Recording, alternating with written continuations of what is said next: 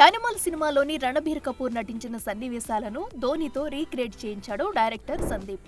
ఈ యాడ్లో లాంగ్ హెయిర్తో పూర్తిగా రణబీర్ లుక్లోకి మారిపోయిన ఎంఎస్ ధోని కారు దిగి ఓ టూత్ పిక్ నోట్లో పెట్టుకుని తన గ్యాంగ్తో స్టైల్గా నడుచుకుంటూ వస్తాడు.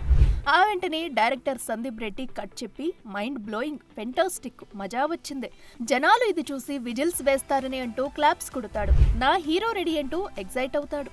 అయితే బైక్ మీద కాకుండా ఒక ఈ సైకిల్ మీద వచ్చేలా సీన్ ప్లాన్ చేయడంపై ధోని ఏమీ అర్థం కానట్లు చూస్తూ ఉంటాడు. సందీప్ వంగాని అడగపోతే క్లైమాక్స్ షాట్ కోసం రెడీగా ఉండమని చెప్పి అక్కడి నుంచి వెళ్లిపోతాడు.